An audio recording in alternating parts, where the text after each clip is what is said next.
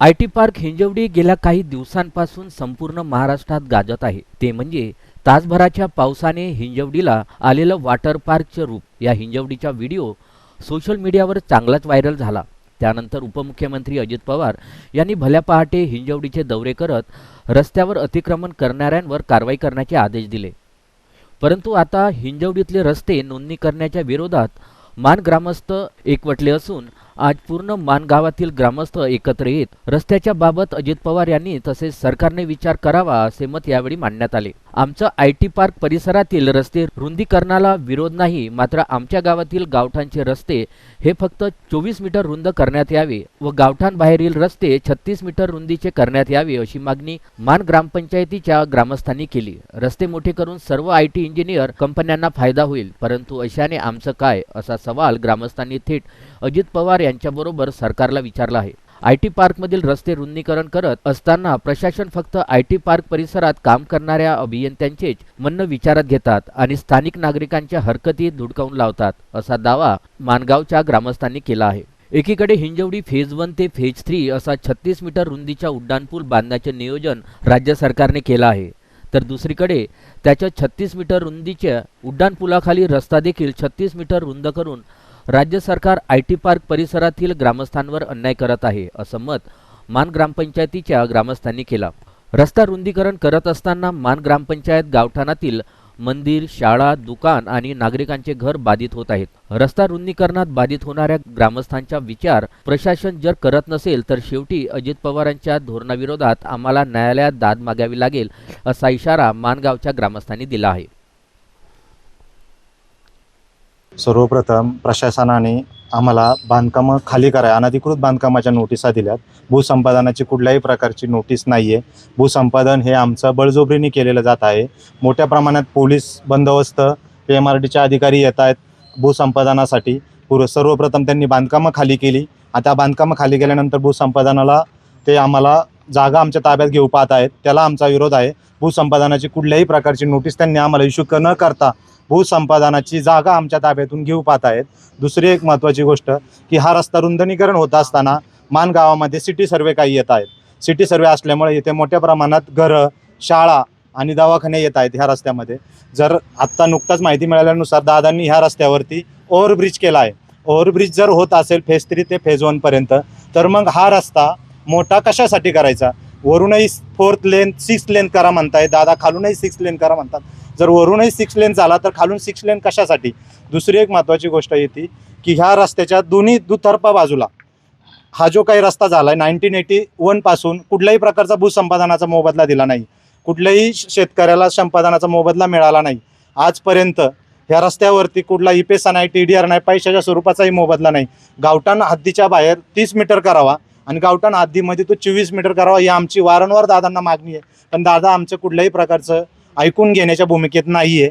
कारण ह्या मोठ्या प्रमाणात दादांनी जर हे म्हणणं नाही ऐकून घेतलं तर आमच्या स्थानिकांचं मोठ्या प्रमाणात नुकसान होईल आणि हे नुकसान भरून न येणार आहे. त्यामुळे जर आमचं उद्या भूसंपादनाच्या वेळेस जर आमच्यावरती बळजबरी करण्यात आली तर आम्ही मोठ्या प्रमाणात आंदोलन करू. त्याचप्रमाणे कोर्टाचीही पायरी आम्ही चढू आणि आमचं भूसंपादनाचं माझं 50 वर्षाचं 100 वर्षाचं पुढचं नियोजन आहे दृष्टिकोनात. नक्कीच नियोजन तुमच्यासाठी लाभदायक नाही आहे. नक्कीच दादांचा विकास हा पुढील 50 वर्षासाठी आहे. 2005 साली आम्ही MIDCला जागा दिली 1500 एकर. त्यावेळेस MIDCने हे का नाही रस्त्याचं नियोजन केलं. दुसरी एक महत्त्वाची गोष्ट आहे, MIDC काय करते, MIDC खाली जमीन घेतली आणि नंतर I to R मध्ये कन्वर्ट करून मोठ्या प्रमाणात रेसिडेन्शियलचे प्रोजेक्ट कशासाठी आणले दादांनी इकडे, IT वाल्या MIDCने इकडे? हेही दादांनी पाहिले पाहिजे ना. जर ITचं कन्व्हर्जन R मध्ये केलं जातं, जिथे 5000 लोक एम्प्लॉईज कामाला येतात, तिथे जर 5,000 एम्प्लॉईजचे जर रेसिडेन्शियल घरं तिथे आले तर 25,000 पब्लिक येणार ना. त्या रस्त्यावरती बोजे येणार. त्यामुळे तुम्ही तुमच्या फेज 1 फेज 3चे जे रस्ते तुम्ही 24 मीटर ठेवताय आणि आज तुमचं पब्लिक त्या रस्त्याने ट्रान्सपोर्ट होत नाही म्हणून तुम्ही गावच्या रस्त्यावरती येताय आणि गावच्या रस्त्यावरून गावच्या रस्त्याची रुंदी वाढवताय. गावच्या रस्त्यावरची जुनी घरं 70 वर्षापूर्वीपासून आहे, मग ती घरे मोडायची का? त्यांना दुसरी घरे नाही आहेत. गावठाण हद्दीमध्ये असणारी घरं, गावठाणाच्या बाहेरही असणारी घरं आहेत. लोक भूमिहीन होणार आहे याच्यामध्ये शेतकऱ्यांचं नुकसान होणार आहे. मी ग्रामस्थ बाधित होणारा शेतकरी विजय राक्षे. नाही, अजिबात असं काही नाही आहे की ITNs आणि ग्रामस्थ असं काही यांच्यामध्ये विरोध नाही. आमचं फक्त या ठिकाणी सरकारला एकच सांगणं आहे की ITNs आणि तो किंवा कोणताही समजा हे करताना डेव्हलपमेंट करताना ग्रामस्थांना पण या ठिकाणी विचारात घ्यावं. आज या ठिकाणी जसं आता दादांनी सांगितलं तुम्हाला की माणगावचा इतिहास, माणगावनं किती या ठिकाणी जागेच्या बाबतीत किती या ठिकाणी हे घेतलेलं आहे, काय त्या पद्धतीने इथं काहीच नाही. नेमकं विकासाला काय विरोध आहे? म्हणजे नेमकं रस्ते इथे रुंदीकरण होत आहेत, त्यामध्ये नेमकं काय आक्षेप आहे ग्रामपंचायत म्हणून आज काय ठराव करण्यात आला? या ठिकाणी गावठाण हद्दीमध्ये बरेचसे आमचे लोक या ठिकाणी 50 ते 60 70 वर्षापासून त्यांची घरं आहेत, मंदिरं आहेत. आमच्या या ठिकाणी मानदेवी मंदिर आमचं ग्रामदैवत आहे. त्या ठिकाणी शाळा आहेत. त्या ठिकाणी आमची एवढी दिसते आहे ग्रामस्थांची की गावठाण हद्दीतला जो रोड या ठिकाणी त्यांनी 36 केला आहे, तो ठिकाणी 24 करावा. विकासाला आमचा विरोध नाही. आज या ठिकाणी तो रोड 24 जरी झाला तरी खूप झाला मोठा. आणि ह्या ठिकाणी त्यांनी अजून एक असं समजलं आम्हाला की विप्रो सर्कलपासून ते गवारवाडीचा जो तिथे एक वरतून एक फेस्ट्रीचा ब्रिज टाकलेला आहे. त्यामुळं गावठाण हद्दीत वरती एक पर्याय आहे आणि हा एक 24 मीटरचा पर्याय झाला तर त्यामुळं वाहनं हे होईल, सगळी जी वाहतूक कोंडी आहे ती सुरळीत होईल. या ठिकाणी आज तुम्ही ठराव केलाय, जर तुमच्या ठरावाला जर प्रशासनानं PMRDA किंवा स्थानिक एजन्सी किंवा दादांनी प्रतिसाद नाही दिला तर काय भूमिका असेल? नाही, या ठिकाणी आम्ही जरी समजा प्रशासन असेल, दादा असेल, या ठिकाणी आम्हाला विकासाला कोणाला विरोध नाही करायचा, पण ग्रामस्थ म्हणून या ठिकाणी आम्हाला पुढील काहीतरी लढा आम्ही देऊ. हे 100% सगळ्यांना ग्रामस्थांना सगळ्यांना विचारात घेऊन आम्ही पुढील लढा नक्की देऊ. न्यायालयीन लढा देऊ नक्की. नाव सांगा तुमचं. मी या ठिकाणी ग्रामस्थ सचिन मच्छिंद्र आडाव, माझी मिसेस या ठिकाणी सरपंच आहे मान ग्रामपंचायतचे. विकास काय आला? विकास झाला ITNचा.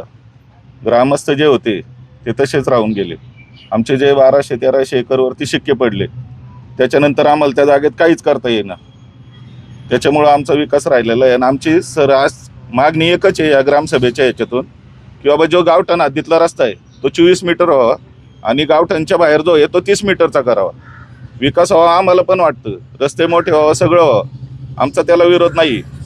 दादा दोनदा आले पण ते ऐकून घेण्याच्या मानसिकतेत नव्हते. काय भूमिका असणार आहे? न्यायालयीन लढा हाच एक पर्याय आला का तुमच्यासमोर? आता दादा आले, त्यांच्या मागं पण बरीच जबाबदारी असते, त्यांच्या मागं पण घाई असते. आता आम्ही बोलण्याचा प्रयत्न केला, त्यानंतर त्यांनी आम्हाला सांगितलं की 4-5 जणांनी तुमचं शिष्टमंडळ या. पुढं मीटिंग होती, तिथं आमचे ग्रामस्थ गेले होते, त्यांनी त्यांची तिथं भूमिका मांडली होती. तर इथून पुढे काय न्यायालयीन लढा हाच तुम्हाला पर्याय दिसतो का? आम्ही न्यायालयीन लढा करणार, नाही तर आम्हाला रस्त्यावरती उतरायचं जर ग्रामस्थांसाठी जर आम्हाला ग्रामपंचायत म्हणून जर उतरावं लागलं तर आम्ही 100% शांततेच्या मार्गाने तिथं आम्ही तो लढा देऊ. नाव सांगा. मी उपसरपंच शशिकांत प्रकाश धुमा. आमच्या रस्त्याच्या कडेलाच घर आहे, दुकानं वगैरे असं शेड बीड आम्ही सगळं काढले. आम्ही आता राहतो त्या घरात, आता ते सुद्धा घर मोडायचं चाललंय. आता 36 म्हणलं तर आमचं घर मोडतंय, मग आम्ही कुठं जावं राहायला? दादा एका दृष्टीने म्हणतात लाडक्या बहिणींना पगार चालू केला, आम्ही निधी केले, मग लाडक्या बहिणींचं काय घर उद्ध्वस्त करायचंय का? सांगा. हे सगळं करत असताना तुमचं पुनर्वसनाचा काही त्यांनी पर्याय सांगितला? काही नाही. आम्ही वडा समाजाच आहे. आम्ही दगड फोडून आमच्या वडिलांनी जागा घेतलेली आहे विकत. सांगा, आणि आम्हाला कुठे आता जागा, कुठे शेतीवाडी, आम्हाला कुठं जावं आम्ही? तर असे म्हणजे जे आक्षेप म्हणजे एक्सेप्शनल केस तरी दादांनी हे वगडावं असं तुमची मागणी असणार आहे? करावं ना त्यांनी. आता हिंजवडीच्या सरपंचांनी सुद्धा त्यांना मस्ती बोलले, आमचे बी ग्रामस्थांनी बोलले, तर ते म्हणतात आमचं वाटोळं करू का? मग आमचं वाटोळं करून घेऊ का आम्ही? ग्रामस्थ लोकांनी, मानगावांनी आमचं वाटोळं होऊ दे का? सांगा, त्यांना असं वाटतंय का? आज आमच्या पोरं कामाला नाही, धामाला नाही, IT पार्क त्यांचा आम्हाला काहीच फायदा नाही. रोड आहे, आम्हाला सुद्धा वाटतं की रोड व्हावा. बरं तुम्ही घ्या ना, 24 फूट घ्या, 24 मीटर घ्या, तुम्ही डायरेक्ट 36 मीटर घेता. मग कसं काय आम्ही हे करावं? सांगा. संगीता राजू इरले. आमचं सर्वसामान्य ग्रामस्थांचं असं म्हणणं आहे की सदर हा रस्ता 24 मीटर करावा आणि MIDCचे रस्ते जे आहेत ते 36 मीटर 40 मीटर करावे, जेणेकरून काय होईल, जो ITचा लोंढा आहे तो बाहेरूनच जाईल. आणि हा स्टेट हायवे असल्यामुळे 1 किलोमीटरच्या रेडियस एरियामध्ये त्यांनी 1 किलोमीटरच्या रेडियसमध्ये 24 मीटर रस्ता ठेवा आणि लोकांना 5 पट त्याचा मोबदला द्यावा. आणि जोपर्यंत मोबदला मिळत नाही तोपर्यंत कारवाई करू नये, ही आमची प्रशासनाला मागणी आहे. माझं नाव सुरेश सीताराम पारगे.